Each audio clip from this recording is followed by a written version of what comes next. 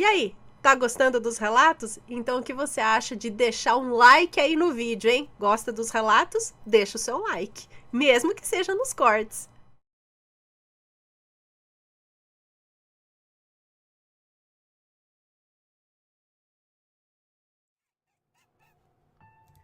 Vamos lá.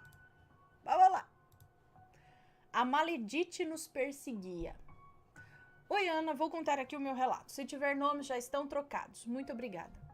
Em 2011, eu comecei a trabalhar em uma rede de supermercados aqui na minha cidade. E nesse serviço conheci o boy. Eu era do setor dos frios e ele era segurança. Nessa época, ficamos apenas 2 vezes, pois ele estava numa fase de mudança de serviço, pois tinha feito um concurso público e tinha passado. E eu estava na fase de ficar mais no hospital por conta de um parente muito próximo que estava doente. Ele saiu do supermercado e foi trabalhar onde ele tinha passado no concurso. E eu saí para me dedicar mais ao meu parente adoentado. E acabamos perdendo o contato. Um tempo depois, ele me mandou solicitação de amizade. Logo começamos a conversar e a ficar novamente, no final de 2012. Em meados de 2014, ele comentou comigo que uma assistente social começou a trabalhar onde ele trabalhava e que ela ficava encarando ele demais. Até então, não achamos nada demais também, né? Mas teve um dia que ele estava chegando em casa e teve a impressão de ter visto ela na rua da casa dele. Me mandou mensagem falando que começou a ficar meio preocupado com isso. Nisso, me subiu um frio na espinha. Pois bem, passado um mês, um caminhão de mudança lá na rua dele, quase de frente à casa dele, e adivinha quem era? A própria! Com a desculpa da mudança, ela bateu lá na casa dele para pedir café e pão. A minha sogra, com coração bom, então vocês já estavam namorando, né? Já nessa altura já eram namorados. A minha sogra, com coração bom, gentilmente pediu que ela entrasse e deu a ela o café da tarde. O boy chegou lá, viu ela e não gostou. A essa altura já estava com um mau pressentimento a mil e pedia a Deus para que nada acontecesse com ninguém. Foi depois disso que começou as loucuras de perseguição. Quando ele saía para trabalhar, ela já estava lá esperando ele para poderem irem juntos. Ficava olhando as câmeras do serviço para saber onde ele estava. Ia almoçar no horário que eles estavam trabalhando juntos, né? Ela ia almoçar no horário que ele almoçava e queria ir embora junto com ele. Com isso, ele começou a ter mudanças de humor, o que não era para menos. Ela dava em cima dele descaradamente, pois até então ela não me conhecia. E ele falou que se ela visse, e ele falou que se ela visse nós dois juntos, talvez parasse de persegui-lo, né? Outro engano nosso. Ela ficou furiosa e lá no portão da casa dele, ela falou que se ele não ficasse com ela, ele não ficaria com mais ninguém. Nem que para isso custasse a vida de alguém. Ana, depois de escutar isso, eu senti um medo que eu nunca senti na vida. Teve um dia que estávamos indo ao cinema e vimos ela na rua com o celular na mão, mas não dei muita importância. E foi justamente na época em que ele disse que uma blusa dele havia sumido. Passados uns 4 dias, ele mudou de comportamento comigo completamente. Eram brigas por conta de nada, brigas por besteira, que surgiam do nada. Parecia que quando ele me via, ele ficava numa espécie de transe. Por conta dessas tantas brigas, acabamos terminando, mas não me afastei da família, porque eu sou muito amiga da irmã dele. Ela nunca viu nós dois discutindo nem nada, e sempre me via lá na casa dele. Enfim, eu sentia que a raiva dela só aumentava. E toda vez que eu a via, eu sentia muito medo, e não era para menos, né?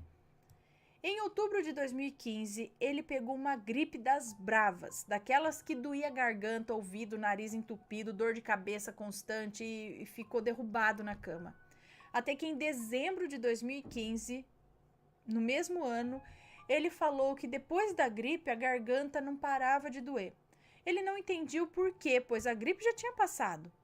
Foi ao médico e na semana do Natal ele descobriu um tumor na garganta, sendo que ele nunca fumou e ninguém da família dele tinha esse hábito de fumar. E em questão de 15 dias, ele, que tinha um porte físico tipo um armário, ficou pele e osso e coração batendo. Eu ajudava, mas de longe agora. Evitava de encontrar com ele, pois, como disse antes, quando ele me via, parece que ficava numa espécie de transe e era briga na certa. Em fevereiro de 2016, uma vizinha minha me chamou e disse que uma loira fez um trabalho para ele separar de mim, nem que ele morresse para isso. Disse que o trabalho podia ser desfeito, mas tinha que ser ele a ir desfazer. Porém, ele estava muito debilitado no hospital. Tinha feito cirurgia, estava fazendo quimioterapia e estava indo para radioterapia. Teve um dia em que fui ao hospital saber notícias dele, através da irmã dele, e a Maledite estava na rua e me viu entrando no hospital. Depois desse dia, o boy foi definhando cada vez mais, até que em junho de 2016 ele infelizmente faleceu. Eu chorei muito. Quando estava chegando no velório, eu vi a Maledite e ela falou. Eu avisei. Se ele não ficasse comigo, não seria de mais ninguém, mesmo que custasse uma vida. Olha, me deu vontade de bater nela, mas eu deixei para que a vida o fizesse.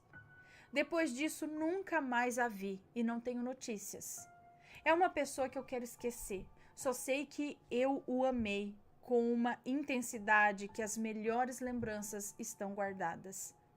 Desculpa se ficou muito longo o relato. Um abraço a todos e fiquem com Deus. Um beijo para você, muito obrigada. Cara, mas nessas horas que a gente não deseja luz, não. Nessas horas a gente deseja muitas trevas. Infelizmente. Ai, Deus que me perdoe, mas olha, só desejo o triplo que volte. Né? Os desejos mais. Vamos lá.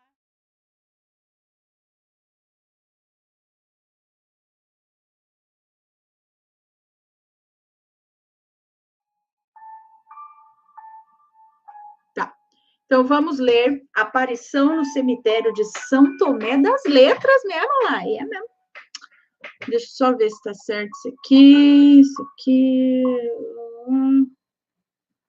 Acho que tá. Ah, tá, peraí.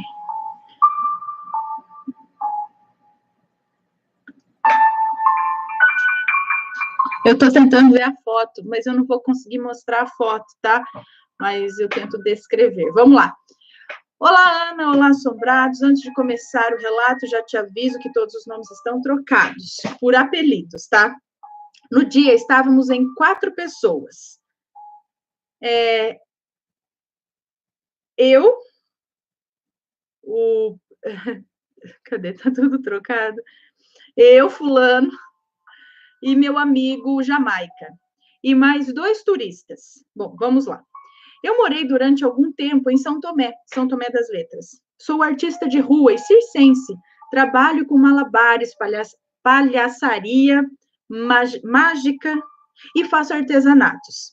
Assim, escolhi São Tomé para morar, pois é uma cidade boa para quem trabalha com arte de rua, por conta dos turistas que vão para lá.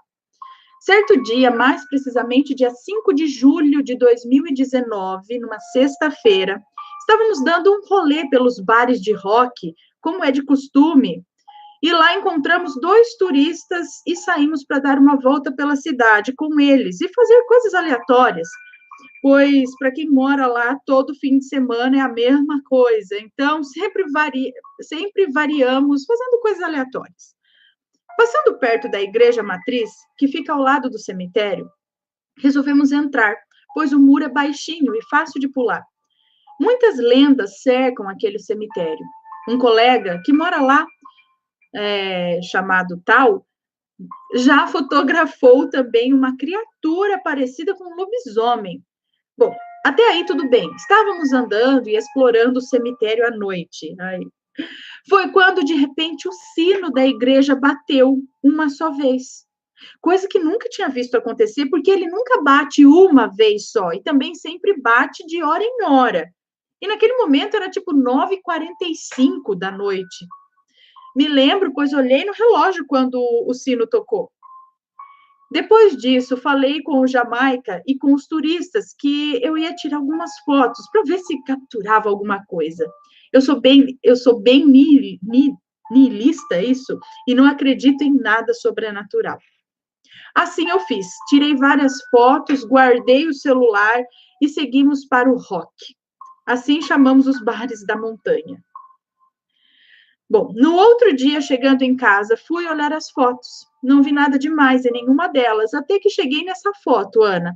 Não sei você, mas eu enxergo certinho a forma de Bafomé, ou sei lá o quê, algum bode ou bicho chifrudo. Não fiquei muito assustado, pois para mim, sei lá, eu não acredito muito no sobrenatural. Mas amo ver os relatos e as histórias, então resolvi mandar o meu. Acho que pode ser legal você mostrar. Só que hoje eu não posso mostrar, não estou com programa, nada aqui para mostrar. Abraços, Ana, acompanho vocês desde antes do nascimento da Penélope, tá certinho. Inclusive, ajudei nos fundos que vocês estavam arrecadando para fazer a loja assombrada, eu lembro, e depois me esqueci das recompensas e não ganhei a minha foto autografada nunca mais. Manda um e-mail para a gente manda a foto, tá bom? Manda um abraço para o Matheus e para as crianças. Muito obrigada. Aqui, ó, segue as fotos. Uma delas sou eu e meu amigo, só para você nos conhecer, ok? As outras são as fotos em que essa aparição, a primeira é a foto original e a seguida com o brilho aumentado, onde dá para ver melhor. Beijos! Então...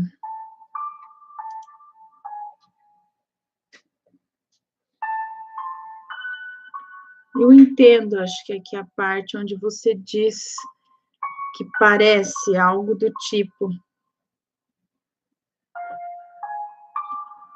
Mas é que eu acho que pode ser tanta coisa.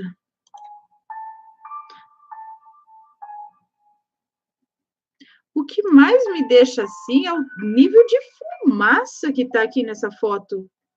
Tava assim mesmo, tipo uma puta cerração?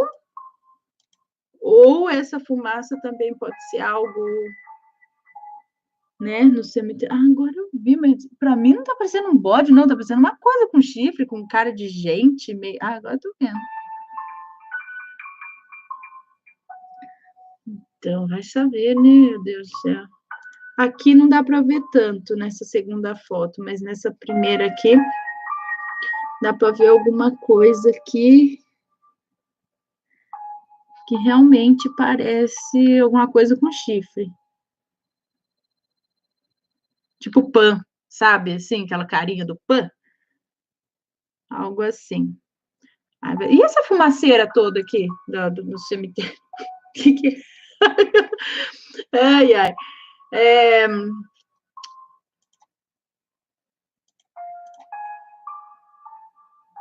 Vai saber, não é?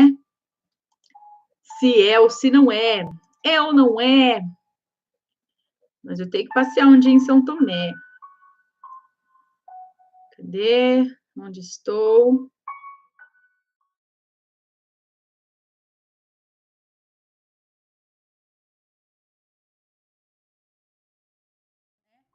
Vamos ver. Era um espírito do bem? Olá, Ana, me chamo Fulana, tenho 22 anos e sou de Pernambuco. Sei que vai me chamar de Fulana, mas eu amo. Vamos ao relato, se tiver nomes, serão devidamente trocados. Desde quando eu nasci, que eu morava com a minha avó materna, ela era muito rígida comigo. Não me deixava brincar, nem sentar na calçada de casa com as minhas amigas. Eu só era livre para brincar quando eu ia para casa da minha mãe. Assim que dava 3 horas da tarde, eu já estava pronta para ir para casa da minha mãe todo dia. Ela trabalhava na prefeitura da cidade. Na casa dela eu brincava, jogava videogame com meu irmão, jogava DD Tanque no computador, é isso? E corria o dia todo com os meninos e com as meninas que tinha lá na rua. Só que quando dava 7 horas da noite, lá ia eu para minha prisão de novo. E era assim todo dia. até quando eu fiz 15 anos. Foi quando eu conheci meu primeiro namorado e marido. Eu queria muito namorar com ele. Ele foi até pedir a minha mãe para namorar comigo. Minha mãe disse que só ia deixar se a minha avó ou meu avô deixassem, pois eu morava com eles. Mas nenhum deixou. Então eu fui morar com a minha mãe. Aí eu comecei a namorar.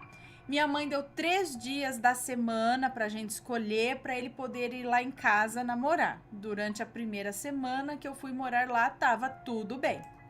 Minha mãe saía para trabalhar de 6 da manhã às 6 da manhã e largava às 3 da tarde.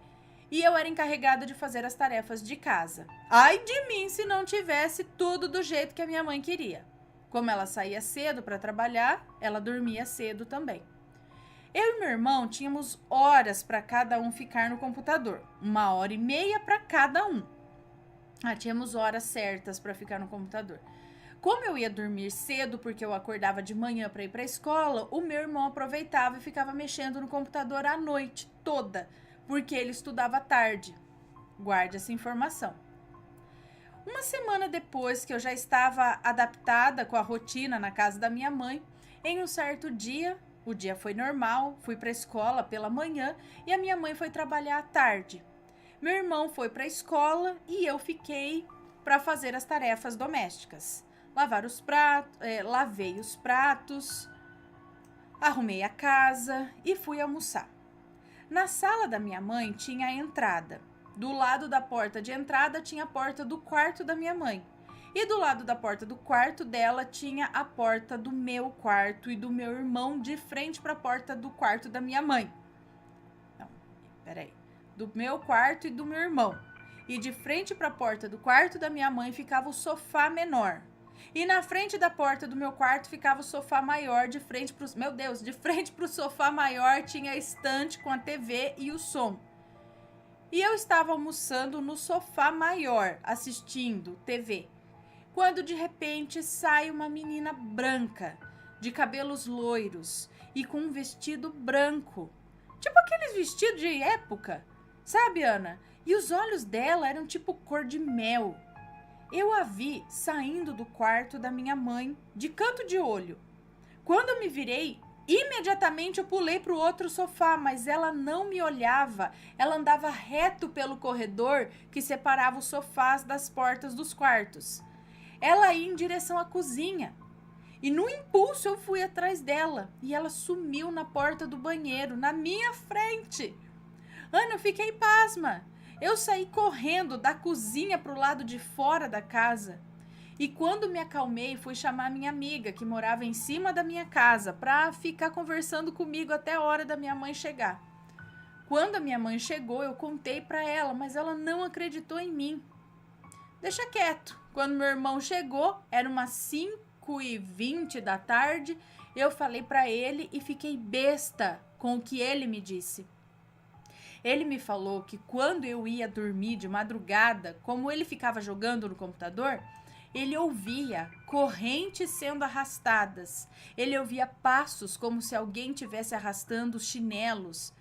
Quando ele colocava o fone de ouvido para conter o barulho, ele sentia ventos no pescoço, como se alguém estivesse respirando perto dele. No quarto tinha 2 puffs para sentar, sabe? E ele me disse que via o puff se abaixando, como se alguém tivesse se sentando nele. E eu fiquei tipo, hã? Nós fomos dizer isso para minha mãe. Fomos falar tudo isso. Então ela disse pra gente que alguns anos atrás tinha morrido uma senhora de idade por maus tratos no quarto em que a minha mãe dormia. Ana, eu não sei se isso tudo tá ligado. Se tá ligado à senhora que morreu lá ou à minha mudança, pois uns meses antes de mudar para casa da minha mãe, a minha avó disse estar dormindo quando de repente ela sentiu um peso em cima dela. Quando ela abriu os olhos, tinha uma coisa pequena, como um macaco preto de olhos vermelhos em cima dela. Ela disse que deu um tapa na criatura e clamou pelo sangue de Cristo. Ela disse que escutou quando a criatura caiu no chão, mas quando ela olhou, não tinha mais nada lá. Ela disse que a criatura estava querendo me fazer medo por eu ter a boca suja. Mas eu acho que se fosse isso, ela tinha ido pra minha cama, né? Não pra cama da minha avó. Será que a criatura errou de cama? Não. Acho que ela foi pra tua avó mesmo. A tua avó tá jogando a culpa pra cima de você. Minha mãe hoje não mora mais na casa, pois era alugada. E ela afirma não ter visto nada por lá. Hoje eu tô no meu segundo casamento, tenho um filho lindo e uma família perfeita. E apesar dos altos e baixos, né? Mas quem não passa por isso, não é mesmo? Um beijo, Ana e assombrados. Desculpa pelos erros. Obrigada por ler meu relato. Assim que der, mando mais, pois tem muitos. Beijos. Um beijo pra você, muito obrigada. Então, não sei se tem relação com a casa, porque você viu uma menina e quem sofria maus tratos ali era uma senhora. Aí tem o...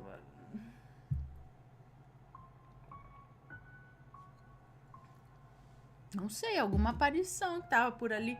Não sei se toda aparição precisa ter uma justificativa, entendeu? Às vezes é só um espírito que tá passando, não sei.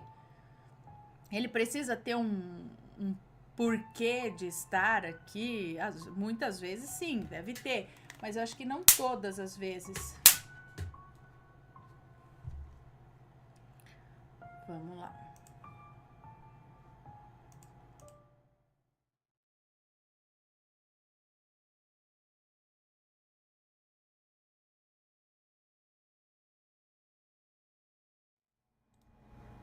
Tá, vamos ler este daqui. Meus 2 livramentos. Vamos ver este relato aqui. Meus 2 livramentos. Olá, Ana e família assombrada. Eu sou a Fulanilda, tenho 38 anos e sou um bandista. Vou lhes contar 2 livramentos que tive, um no ano de 2020 e outro em 2021.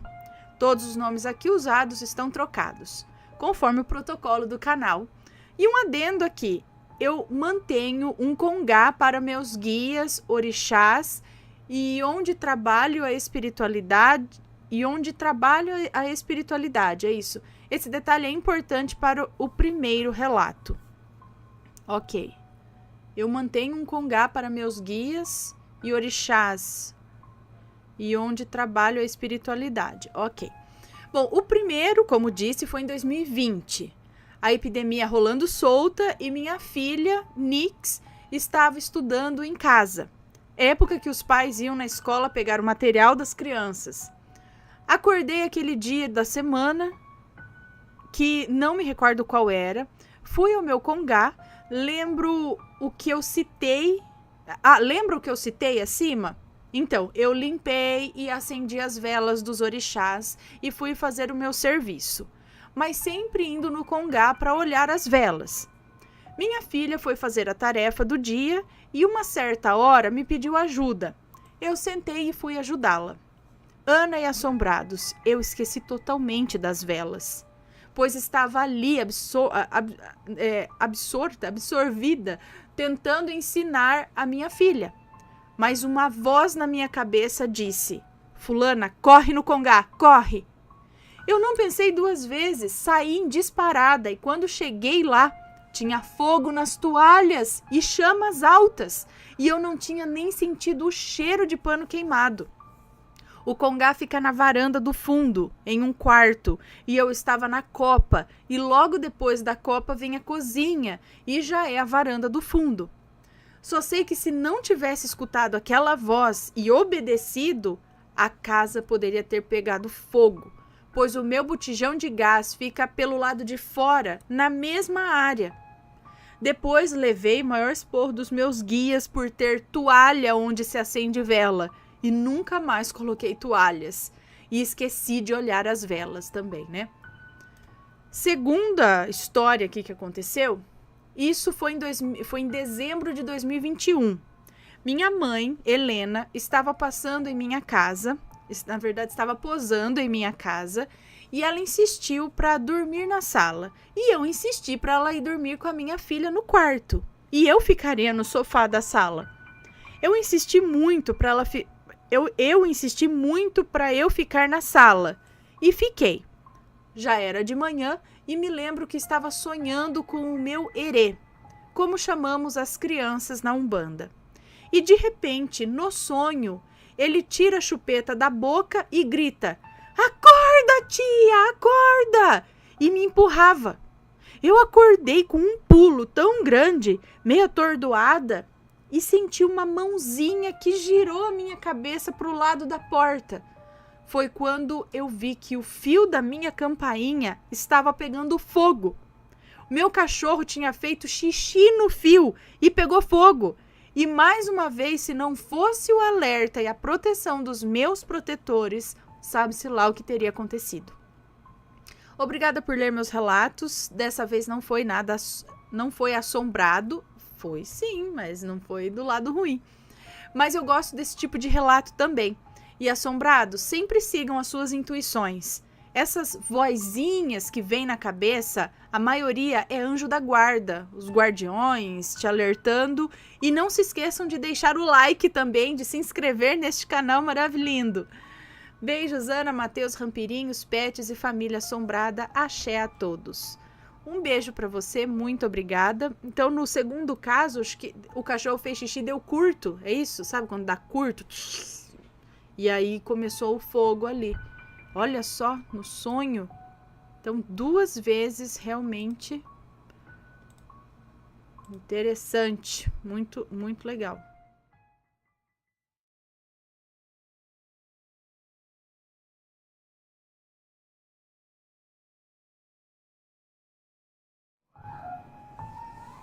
Nesse 20/10/2018, tivemos um aviso. É esse o título do relato? Então, dia 20, agora, passado, de outubro de 2018. Bom, Ana, me chamo fulana, a mesma do relato eu vi um fantasma na minha sala. Então, vou resumir essa situação para não ficar muito longa. Não tem nomes nesse relato.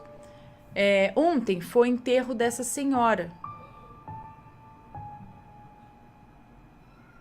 Que senhora? Agora eu tô perdida desse... Eu vi um fantasma na minha sala? Não falei com você, Siri. Fique quieta.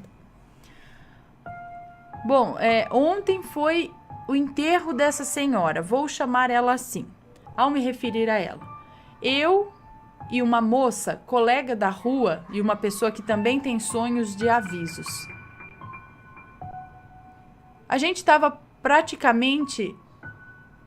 teve praticamente o mesmo aviso e acabou que nem fomos no enterro. Ela acordou ouvindo a voz dessa senhora na madrugada de sábado para domingo e eu me peguei pensando nessa senhora na noite de sábado. E pelo que eu entendi, parecia que essa senhora estava querendo avisar sobre a sua morte. Eu fiquei sabendo que ela teve um infarto e morreu na viagem que fez junto com a igreja que congregava, aqui perto mesmo do nosso bairro. Explicação. Ela, a senhora, fazia artesanato de materiais de reciclagem e como eu queria alguém para fazer as lembrancinhas para o meu futuro casamento, eu ia falar com essa senhora para fazer alguns para mim. Mas não deu tempo. Ela faleceu antes mesmo que eu fosse até ela para falar sobre isso. Ela foi enterrada no mesmo cemitério que a minha família tem um espaço, um túmulo, e eu sempre lembro dos meus parentes que foram enterrados lá. Por isso, acabei nem indo me despedir da senhora. O nome dela agora não importa mais. Bom, esse foi meu relato. Eu não quis citar nomes para não ficar mais longuinho e para que você não precise ficar preocupada com os nomes de ninguém. Boa noite a toda a sua família e que continue sempre com seu carisma e felicidade ao contar os relatos. Obrigada. Um beijo para você. Então, ela ficou na mente, como se quisesse avisar que ia morrer. Entendi. E aí, tá gostando dos relatos? Então o que você acha de deixar um like aí no vídeo, hein? Gosta dos relatos? Deixa o seu like, mesmo que seja nos cortes.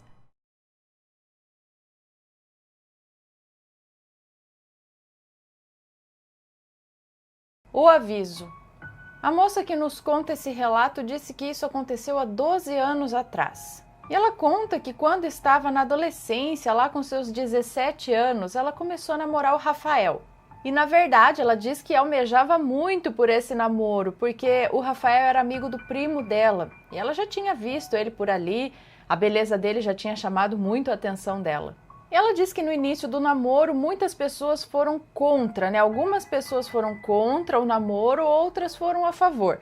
As que foram contra sempre alertavam ela quanto às intenções do Rafael, sempre deixavam a entender que ele só estava com ela porque ele queria ir para os finalmentes com ela.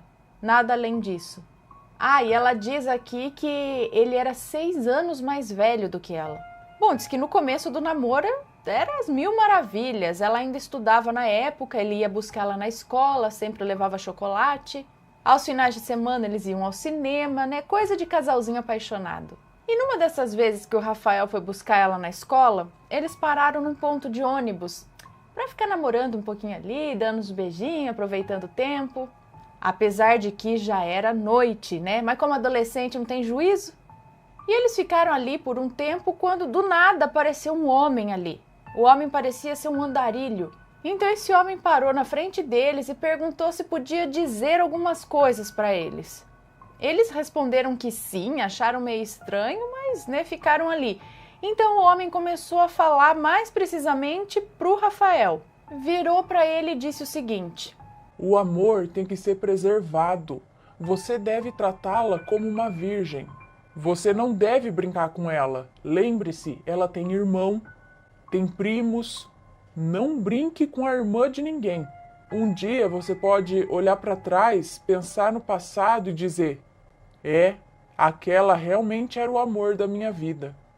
E antes desse homem ir embora, ele disse mais coisas agora olhando para a moça que nos conta esse relato. Disse o seguinte: promete para mim que vai se cuidar? E ela, meio sem entender, prometeu que sim. E ele insistiu, disse assim: quero ouvir com sinceridade, promete? Ela diz que lembra que aquele homem disse isso e saiu andando.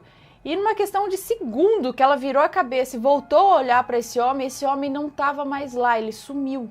Ela diz que era como se aquele homem fosse um anjo, sei lá, um espírito enviado por Deus para dar aquele recado e ir embora. Bom, passado algum tempo desse episódio, o Rafael começou a insistir para que eles tivessem relações sexuais. Ela diz aqui que confessa que tinha um pouco de medo, curiosidade, insegurança, era um mix de sentimentos. Com 3 meses de namoro, eles tiveram a sua primeira relação sexual. E foi aí que as coisas começaram a mudar. Aquele namorado carinhoso, atencioso, que vinha namorar em casa, não existia mais. Ele passou a não ir mais na casa dela, foi se afastando, e ela, como era muito nova e inexperiente, começou a sofrer muito com isso. Ela diz que sempre foi muito carente e esse afastamento do Rafael, o namorado dela, a deixou muito mal. Primeiro namorado. E acabou que ele terminou com ela. Ela ficou arrasada, pensou em se fechar para o mundo, se fechar para as pessoas, não se alimentava mais direito, se sentindo uma idiota por não ter dado ouvido às pessoas que disseram, que tentaram alertá-la sobre ele, e até mesmo aquele andarilho que disse aquelas coisas, que hoje ela acredita realmente ser alguma coisa enviada por Deus. Ela diz que o sofrimento dela era visível e ela não podia contar para a família o que estava acontecendo, porque senão ela ia sofrer mais ainda. Os anos foram passando, ela foi amadurecendo, as feridas foram cicatrizando e ela nunca mais ouviu falar do Rafael, nunca soube mais nada dele. Ela voltou para a igreja, aliás, ela diz que foi o lugar onde ela recebeu mais força para continuar, para seguir adiante na vida, e lá ela conheceu outra pessoa. E com a revolução das redes sociais, em 2012, ela resolveu fazer um Facebook. E um certo dia, ela em casa, mexendo no Facebook, quem que aparece para ela lá? Como sugestão de amigo, o Rafael. E ela ficou curiosa em dar aquela fuçadinha para saber como estava a vida dele, né? E viu pelas fotos que ele tinha se casado e estava com uma filhinha, bebezinha ainda. E ela disse que ficou com uma tristeza na alma, porque ela ainda não tinha conseguido formar a família dela. E ele, que tinha causado tanto sofrimento para ela, já estava lá, casado, com filha, todo com a família, feliz. Bom, ela ficou magoada e pensando: meu Deus, quanta injustiça. E aí ela foi orar para ver se tinha um pouco de paz. E quando ela se levantou da oração, abriu a Bíblia e estava nítido ali aquela passagem que diz que a vingança pertence a Deus e não aos homens. E na hora veio na cabeça dela que ele tinha que ter uma filha mulher para ele pagar o que ele fez com ela. Mas ela diz que só espera que essa inocente não pague pela canalice que o pai dela fez. Ela termina o relato aqui dizendo que não é algo assim tão sobrenatural, mas fica a mensagem. Mas passa a mensagem de que a gente não deve brincar com os sentimentos das pessoas, nem usá-las, porque a conta vem e Deus está vendo tudo. E é isso aí, assombrados. Se gostaram desses relatos, deixa um joinha, se inscreve no canal, segue a gente nas redes sociais e compartilha esse vídeo com seus amigos. Um beijo para vocês e até o próximo relato. Tchau!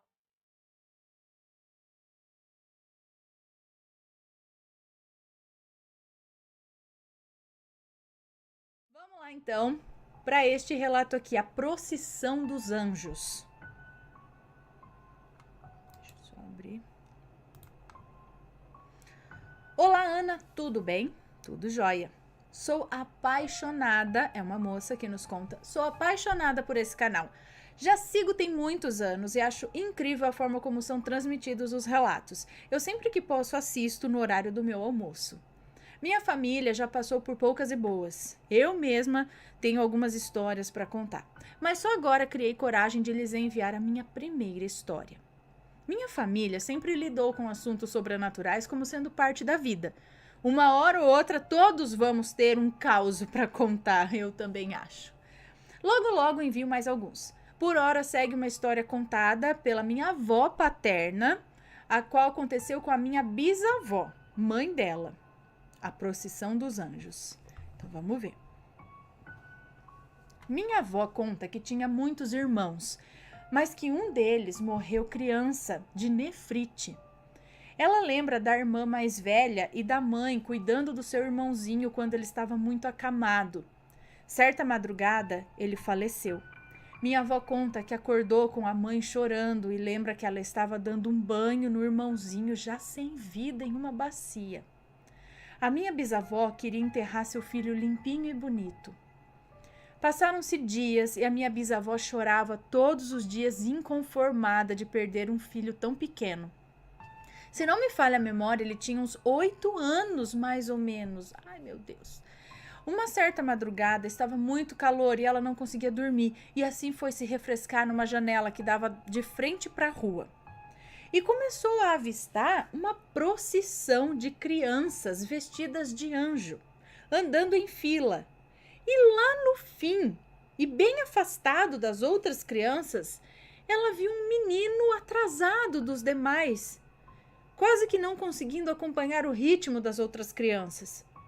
Ele segurava uma espécie de cálice de prata. A fila das crianças passou diante dela e quando o menininho atrasado chegou em frente da sua janela, ela reconheceu ser o seu filho que havia falecido há alguns dias. E ela, espantada com aquilo e talvez em choque, disse: "Meu filho, por que você não corre e fica com as outras crianças? Você vai se perder deles." E ele, olhando fixamente para a mãe, mostrando o cálice que tinha nas mãos, disse: "Suas lágrimas não me deixam, mamãe." Minha avó conta que a partir dali ela deu berros de horror e foi acudida pelo marido e os filhos mais velhos. Minha avó conta que daquele dia em diante ela nunca mais tocou no assunto do filho falecido ou chorou mais a morte dele. Eu choro toda vez que eu relembro dessa história. Minha avó também chorava sempre que contava. Espero que tenha gostado e em breve mando mais histórias da minha família e minha também. Um beijo enorme. Um beijo para você, muito obrigada. A gente ouve várias histórias nesse sentido de que quando o pesar aqui é demais, eles não conseguem seguir em frente do lado de lá. Tem outra história, que é a moça que apareceu com o vestido encharcado, que ela não conseguia andar porque o vestido estava muito molhado e pesado. E ela disse para a mãe também, se não me engano, que tudo o vestido dela encharcado, eram as lágrimas da mãe que não deixava com que ela andasse, que ela seguisse em frente, aquilo pesava para ela. E aí, após isso, ela também parou de chorar tanto a morte. Mas é difícil, né, gente? Filho, não é carregar um cálice, não, é carregar um caminhão-pipa. Eu acho que falar, dá um tempo que eu não sei, não. Meu Deus. É muito difícil. Tá louco. Não é? Vamos lá.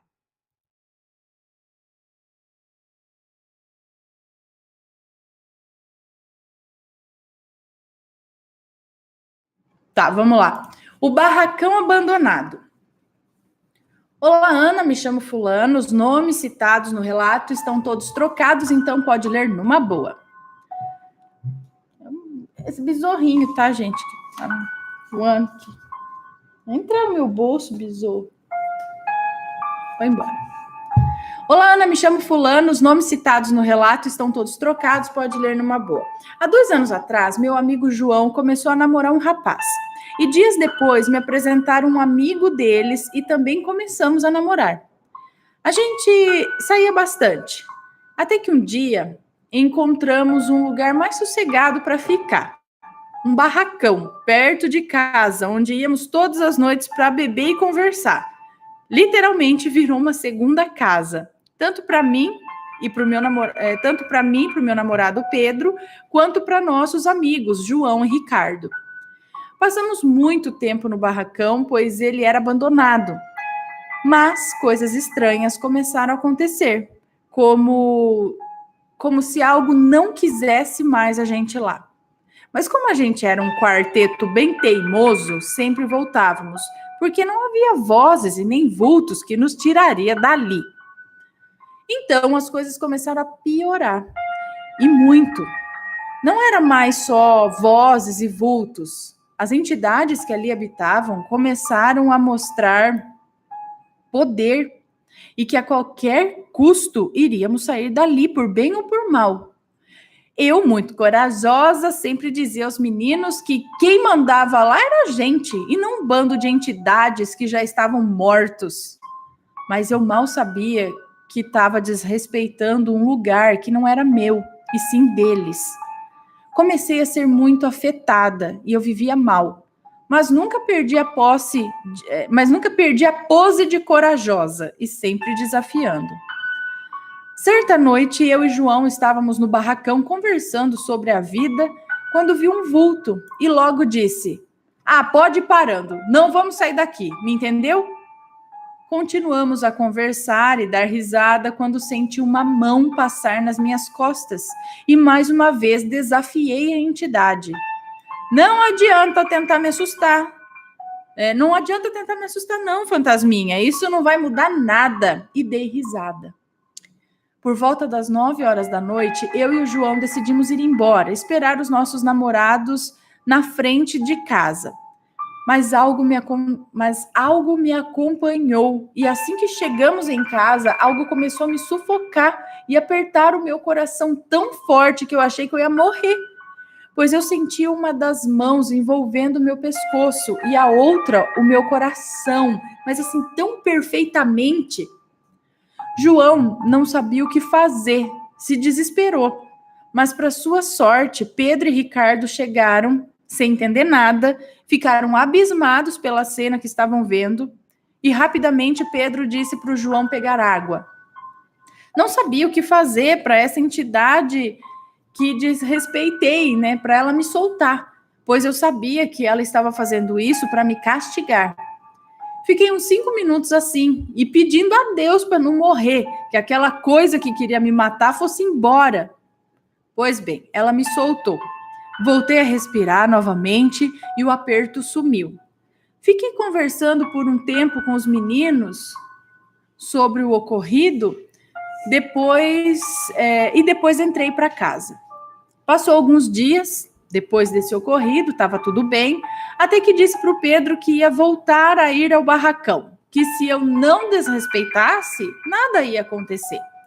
Pedro não gostou nada da ideia, pois tinha medo que algo me machucasse. Mas como sabia que não ia adiantar falar nada, pois pois sempre fui muito teimosa, ele concordou e foi junto. Passamos um tempo lá, estava tudo tranquilo, mas de repente eu comecei a apagar, ir para um lugar escuro, sem luz nenhuma, e eu voltava. Aconteceu umas 3 vezes, até eu não voltar por um tempo, pois eu incorporei, e era a primeira vez que tinha acontecido isso comigo.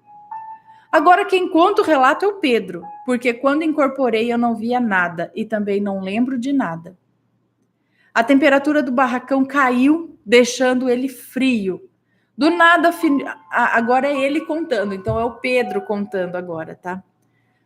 A temperatura do barracão caiu, deixando ele frio, e do nada a fisionomia dela mudou completamente. Ela ficou calada, não dava risada e olhava para um lugar só, fixamente. Perguntei o que era e ela não me respondeu. Tinha coisa errada ali. Do nada, ela começou a chorar e chorar tão alto que ecoava o barracão inteiro. Estava muito apavorada e eu não sabia o que estava acontecendo, pois nunca tinha visto ela assim. E apeguei pelos braços e disse para a gente ir embora, e ela não quis, e sentou novamente. Tive que pegá-la no colo, pois na metade do caminho ela se debateu e conseguiu sair. Ela chorava e não queria sair de lá, até que comecei a ficar irritado e ela começou a gritar. Ele não vai me deixar sair daqui, eu não posso sair daqui, eu tô presa a ele. Eu, muito irritado, disse, você vai sair sim e pare de chorar, não precisa disso. E novamente ela falou, ele não vai deixar eu sair. E do nada escutei um barulho alto de madeira caindo, mas não tinha nenhuma madeira no barracão. Então, assim que vi que tinha mais alguém lá, mas não uma pessoa, e sim uma coisa, e logo fiz questão de tirar minha namorada de lá. Claro, com muita paciência e força, pois ela estava lutando para que eu a deixasse ficar. Depois que saímos do barracão, ela mudou do nada, novamente, voltando a si. E estranhou por estar do lado de fora e perguntou o que aconteceu. Ela estava muito confusa e eu expliquei tudo o que aconteceu a ela. A todo momento, ela me dizia que não lembrava de chorar, de ter chorado, muito menos de brigar comigo para ficar no barracão. Foi aí que percebi que não era minha namorada em momento algum que estava chorando e que não podia sair do barracão. E sim, alguma entidade que incorporou nela estava presa lá, sendo escrava por alguma coisa, sendo escravizada por alguma coisa que não queria deixá-la sair. Hoje está tudo bem, não voltamos mais no barracão. Depois de tudo, eu e Pedro procuramos um centro de umbanda onde somos médiums e cada dia que passa procuramos desenvolver mais os nossos dons. Obrigada por ler meu relato, te adoro. Um beijo para você, muito obrigada por contar o relato e por contar essa história, nos enviar o relato. Então, tinha alguma coisa lá, né? Credo, estava sendo escravizada, sei lá, estava se mantendo presa ali. O que será que aconteceu ali, né? Só ver, tudo certo.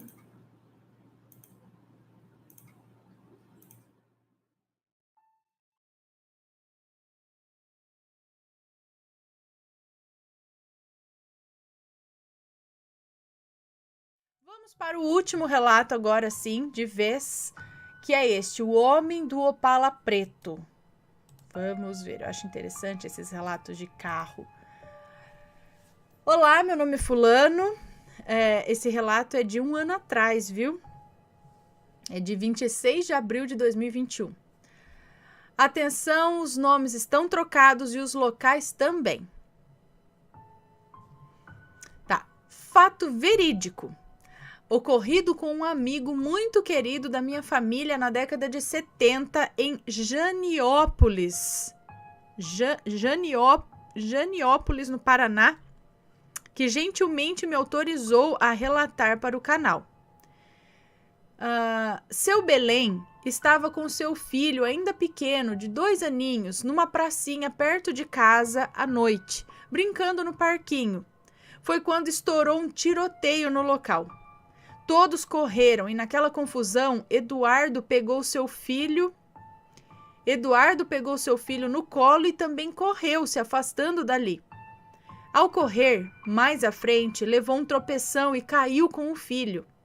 Ao cair, a criança bateu forte com a cabeça no chão e desmaiou.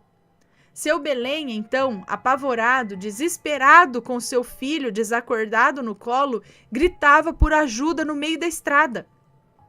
Estava desnorteado, sem dinheiro no momento para pegar um ônibus, muito menos um táxi.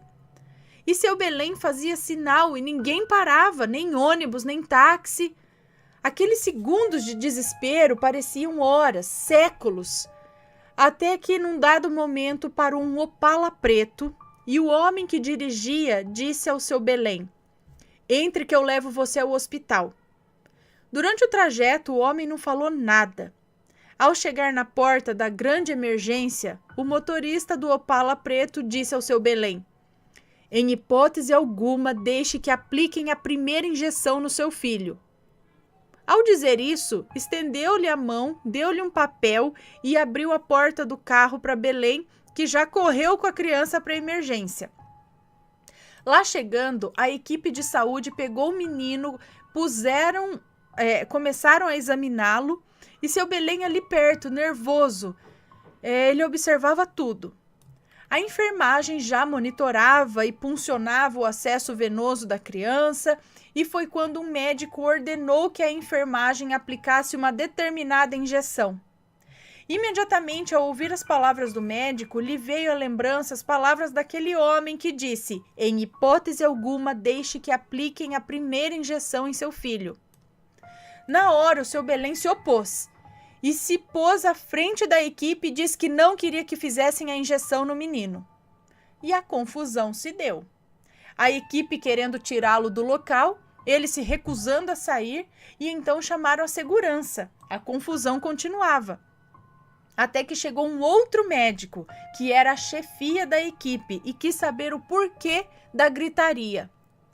Explicaram ao médico que explicaram então o que estava acontecendo ao médico, que quando viu a prescrição da medicação que seria aplicada no menino, chamou seriamente a atenção do primeiro médico e disse que não era para fazer aquela medicação naquela dosagem, pois agravaria o estado da criança ou talvez lhe fosse até fatal.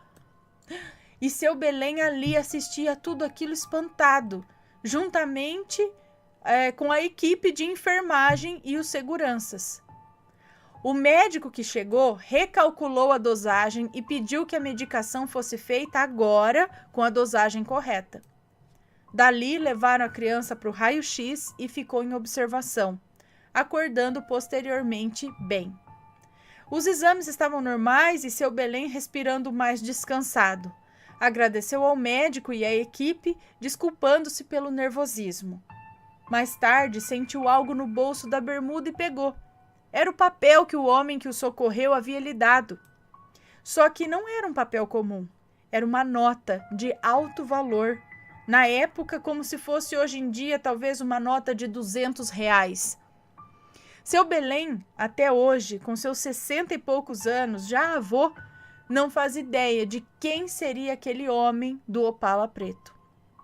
E nem sabe como ele sabia que precisava ir para o hospital, muito menos sobre a injeção. Relatou-nos esse fato com lágrimas nos olhos. Seu Belém só sabe que aquele homem o ajudou num momento muito difícil de sua vida e agradece até hoje. Gente, olha só que interessante, hein? Deixa eu colocar aqui. Olha só, o cara surgiu ali e é um anjo? No mínimo, foi um anjo. Como que ele ia saber da injeção? Ele já alertou tudo, deu carona, já sabia que era pro hospital. Até saber que ia pro hospital, tudo bem, pode ser que era alguém que observou de longe, foi lá, catou o carro, viu que ele estava com a criança desacordada e tal. Mas até aí falar o lance da injeção, não tinha como saber. Não é? Interessante.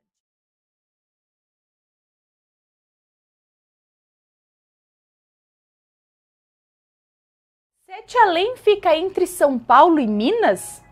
A moça que nos conta esse relato diz que o que ela vai relatar aqui pra gente, pra ela não foi algo assim muito forte. Mas assistindo ao especial ao vivo que a gente fez sobre Sete Além, ela diz que esse acontecimento veio na mente dela, essa lembrança veio com força. Ela diz que hoje tem 42 anos, mas na época que isso aconteceu foi no início dos anos 2000, quando ela ainda era estudante universitária. Atualmente ela mora em Recife, né, cidade repleta de assombrações, mas ela nasceu em Limeira, interior de São Paulo, e cursou Direito em Viçosa, Minas Gerais. E ela diz aqui que a distância entre Viçosa e Limeira é relativamente grande. São 13 horas de viagem. Então, para uma viagem dessa ela fazia uma ou no máximo 2 vezes por semestre, né? Por conta dos gastos e, além disso, ela trabalhava também em Minas Gerais. Não podia deixar o trabalho com frequência. Mas as viagens, mesmo sendo poucas, eram relaxantes. Sempre à noite, agradáveis, calmas. Ela diz que o ônibus vinha com outros estudantes também, então não eram raras as vezes que ela ia sozinha em 2 bancos. Sendo assim, ela podia se esticar lá, deitar e dormir. Numa dessas viagens em que ela voltava de um feriadão para Viçosa, ela tinha deitado nesses 2 bancos e dormiu.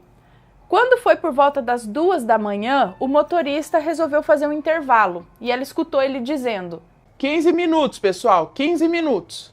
Sabe aquelas paradas que os ônibus fazem em viagens muito longas? Então, você pode descer, ir no banheiro, comer alguma coisinha e depois volta pro ônibus para seguir viagem. Isso. Então ela acordou, mas nem abriu os olhos.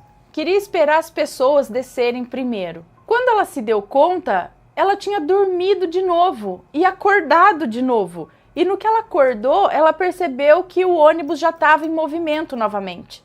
Ainda ela pensou, poxa, vou ter que usar o banheiro do ônibus agora, né?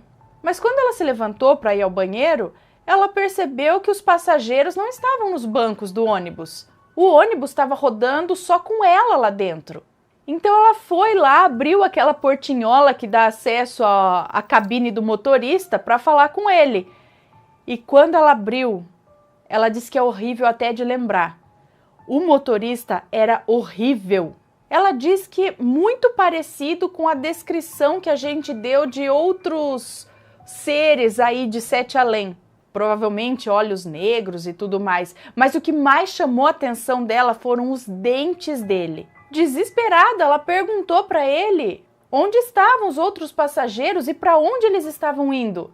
E aí o motorista olhou para ela com uma cara meio de chateado e perguntou por que ela não tinha descido com os outros. E aí ele explicou para ela, meio aos gritos, que não era para ela estar ali. E ela começou a chorar e tentar entender o que não dava para entender. De repente, o motorista parou no acostamento e uma mulher subiu no ônibus. Só que aquela mulher era muito estranha. Ela disse que ela tinha pouco cabelo na cabeça, uns cabelinhos ralos, quase careca mesmo, com a raiz do cabelo assim branca e as pontas numa tintura desbotada, meio alaranjada, sabe? Como se tivesse uma tintura velha ali. E essa velha começou a dizer para ela que ela não podia ir para lá. E ela perguntava para lá onde? Mas nem a velha nem o motorista respondiam. E aquela mulher mandou que ela descesse do ônibus. E ela desceu. Ela conta que estava muito escuro ali onde ela desceu e na época ela nem tinha celular. Mal conseguia enxergar um palmo à frente do rosto. E aí o ônibus seguiu numa direção e ela seguiu a direção contrária, tentando voltar de onde ela veio, né? E foi pelo acostamento que era de uma terra seca e fina. Ela andou e andou por muito tempo. Ela não sabe dizer quanto tempo andou, mas as pernas dela doíam de tanto que ela andou. E embora fosse verão, aquela época, ela estava com frio. De repente ela enxergou uma luz e aí enxugando as lágrimas, ela começou a seguir em direção a essa luz. E conforme ela ia andando, o solo e a vegetação ao redor dela iam mudando drasticamente. E como foi a surpresa dela quando ela viu que se tratava do posto onde o ônibus estacionou anteriormente para a galera descansar 15 minutos? E os passageiros estavam lá em volta do ônibus, uns comendo, outros conversando, outros ali esticando as pernas. E pasmem, o mesmo ônibus estava lá estacionado. Ou seja, não tinha nem passado os 15 minutos ainda de intervalo. Bom, ela foi com as pernas bambas e o coração saltando pela boca pro banheiro ali daquele posto. E daí pra frente tudo ocorreu normalmente. Ela voltou pro ônibus, o motorista fez a contagem dos passageiros, tudo normal, e prosseguiram viagem. E ela não sabe o que aconteceu. E não gosta nem de lembrar desse dia, porque foi muito esquisito. E diz que até então ela nem tinha ouvido falar de Sete Além. Mas ela diz que essa experiência que ela teve é muito parecido com os relatos sobre essa dimensão chamada Sete Além. Me conta, gostou do relato? Então o que você acha de deixar um comentário aqui embaixo, sempre com respeito, por favor, além do like, é claro.